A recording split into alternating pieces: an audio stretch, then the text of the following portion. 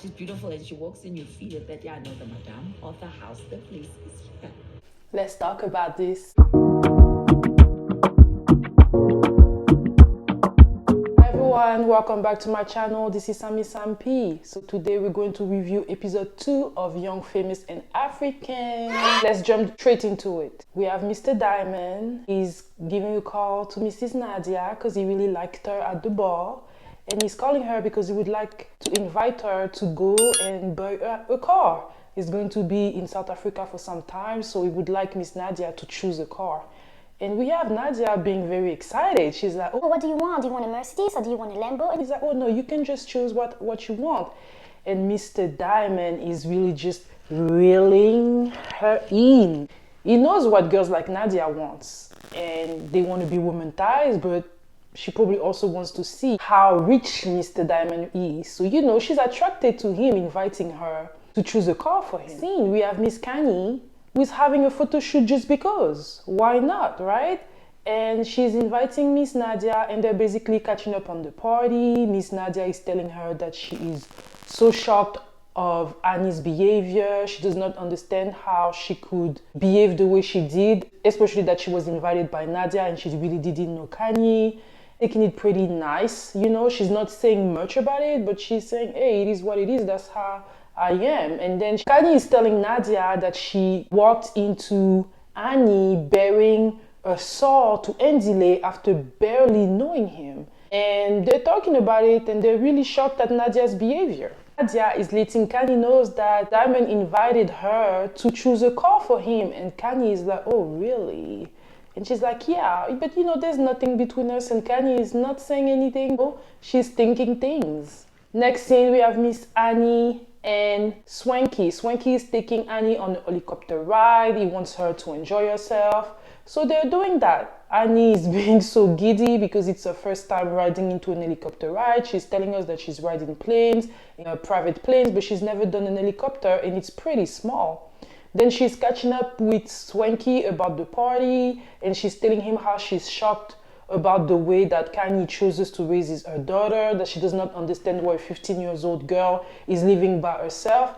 And Swanky is a little bit more open about it and he's letting her know that maybe Khanyi has an apartment for her daughter because she's dating people and she may not want her daughter to see different men around the house, and that he thinks that there's nothing wrong with that. He tells her that they have different ways of parenting their children, but he doesn't think that Khanyi's way is necessarily bad. And Annie is doubling down on how she feels, and she's just saying that at the end of the day, she doesn't feel comfortable with a 15-year-old living on her own. Next scene, we see Khanyi walking down next door to her daughter's apartment, and we get to see a beautiful daughter. Her daughter looks just like her, but of course a non-skin lightening version of Khanyi, and she's just a beautiful young girl. She's dressed, you know, age appropriately, and they talk, and we can see a lot of love between the two of them. And Khanyi asks her daughter, do you think I'm a bad mom? And her daughter is like, no, the way you're raising me is different, but you're not a bad mom. And then they get to talk, and then we have a daughter in the confessional, and she's saying that she has an unbreakable bond with her mom. And honestly, it makes me feel good, you know, it was so nice.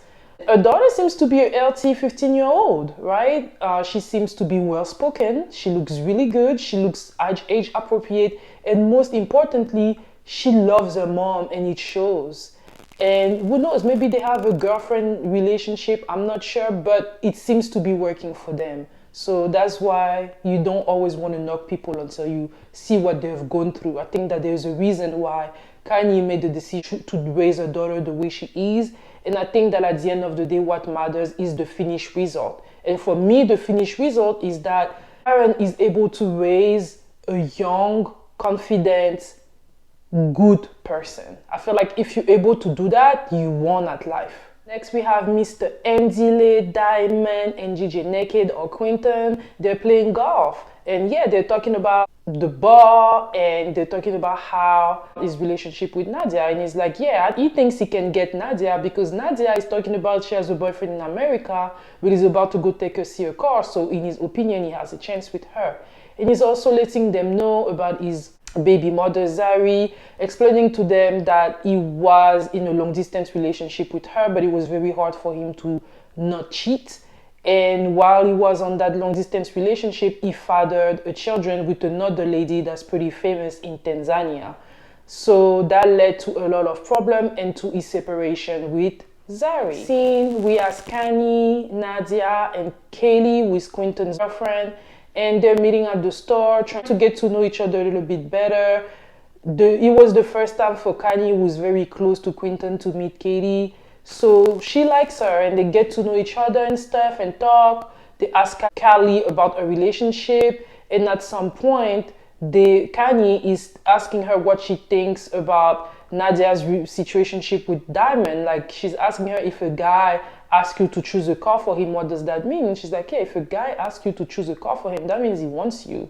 So Nadia is like, oh no, that's not what it is, we're just friends and everything.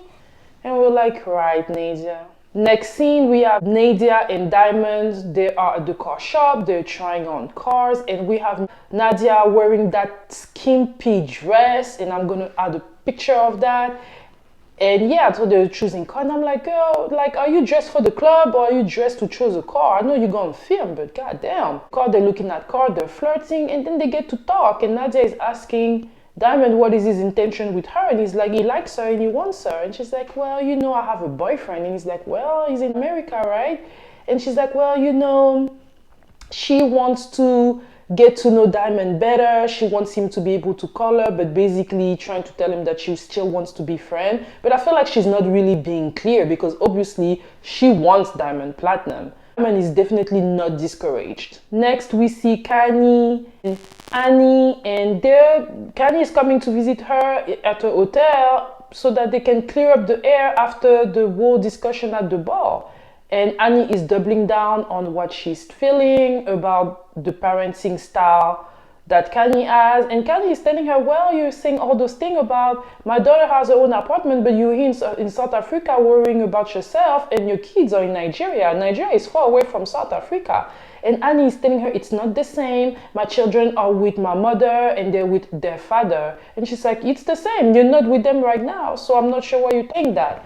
They ended up agreeing that both have different parenting, and that's just what it is. And you know what? At this point, this conversation was going to go nowhere. Annie is set in her way. Khanyi is set in her way. Khanyi even said that she's not a kangaroo. She doesn't have a pouch so that her daughter can follow her everywhere. And she's also letting us know that she is raising her daughter to be part of the world and not of the world. And you know what? I got that. I do. Because at the end of the day, them little kids are growing up very fast and they're doing a lot of things. So if what she wants to do is to prepare her daughter for adulthood, I kind of understand that. But of course, I do believe that it has to happen gradually. But I do understand Khanyi a little bit better. Wow, we've been hearing about Zari, who is Diamond Platnumz baby mama, and now that Khanyi, who is working overtime, meeting with everybody and stuff, is going to go meet with her. So we meet Zari, or Zarina, who is originally from Uganda. She is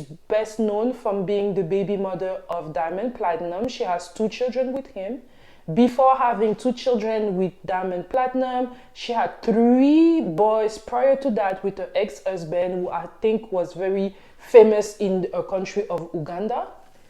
And so she was married before, but then she got a divorce and then went with Diamond Platnumz. She's telling us that she's a boss lady. She's a boss lady because she's working really hard. And I'm like, okay, girl, I mean, I would love to for you to tell us exactly why you're a boss lady, as far as like, what do you do? But from what my social media research told me is that she basically took over her late husband's business. So please let me all know if I'm not correct with that. I'm not really familiar with Zari, did not know her before the show. So if you know anything more about her and stuff that you would like to share with us, please leave a comment for me.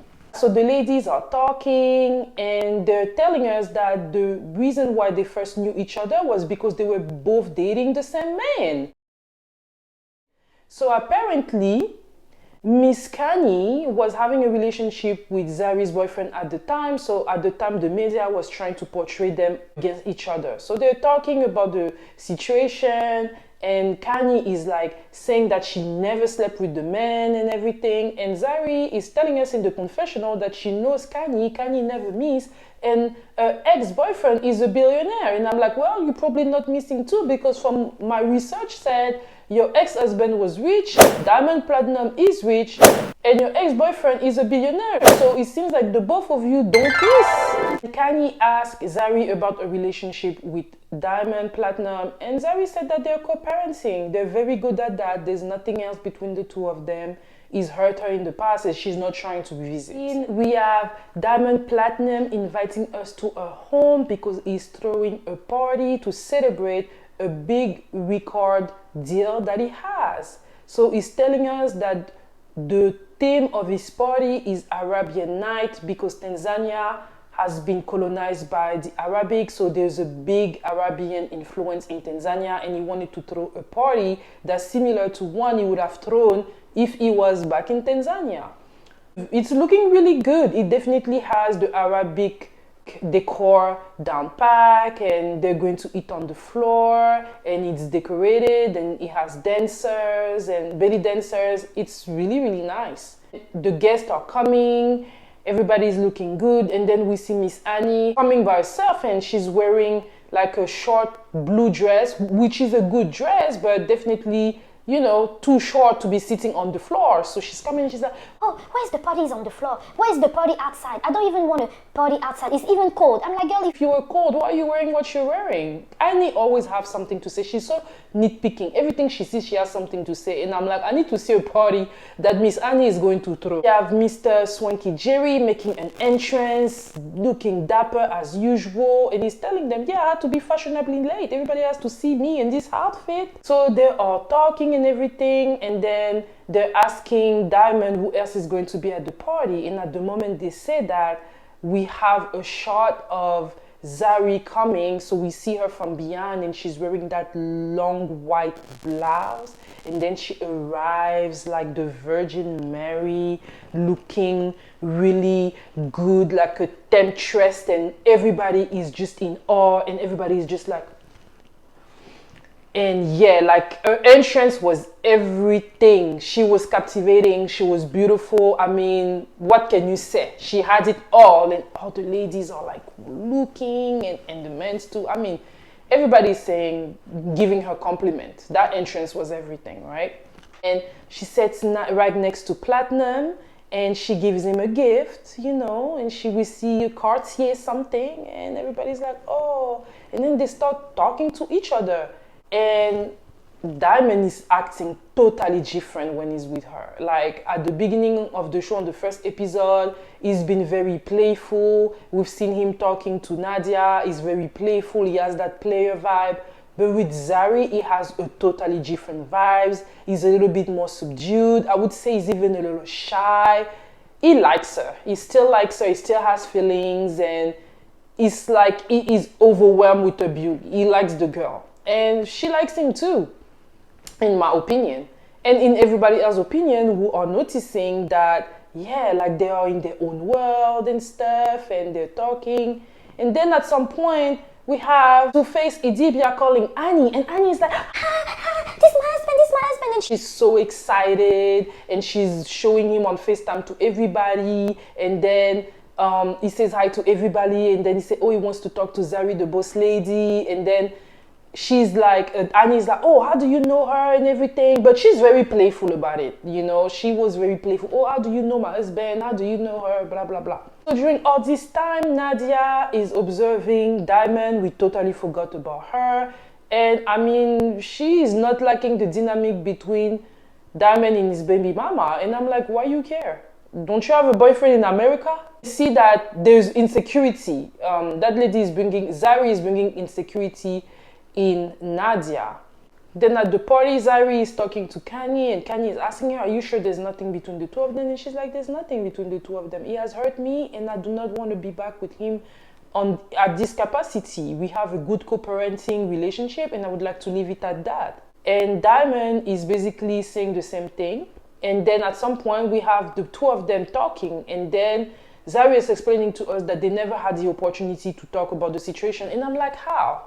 If you do co-parent, you probably had time to talk, right? When he comes and visit the kids, right? But hey, I understand it's for the show. So they basically revisit the relationship, talk about Diamond multiple transgression, and it's basically letting him know that, you know, this is what she wanted from him. And Diamond looks sad. He looks vulnerable. He's really listening to her. I feel that he is regretful. Diamond is giving me the vibe of a man that he knows he did wrong. He has respect for Zari, and he has love for her, but it's not enough for him to stop his ways.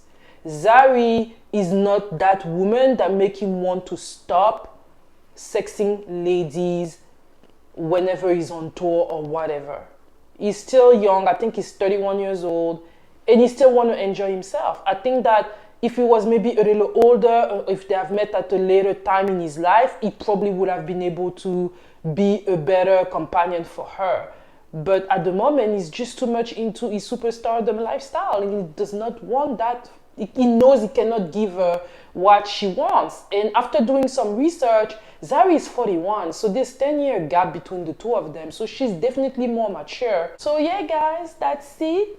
Look out for episode 3. I'm trying to have you all the reviews this week. Let me know what you thought of the episode. I think it was okay, but it's gonna pick up a little bit more in episode 3, which I'm going to review and have it on tomorrow.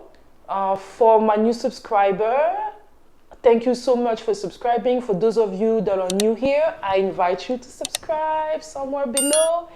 And for those of you that have been following me, thank you so much. And I will see you all next week. Bye.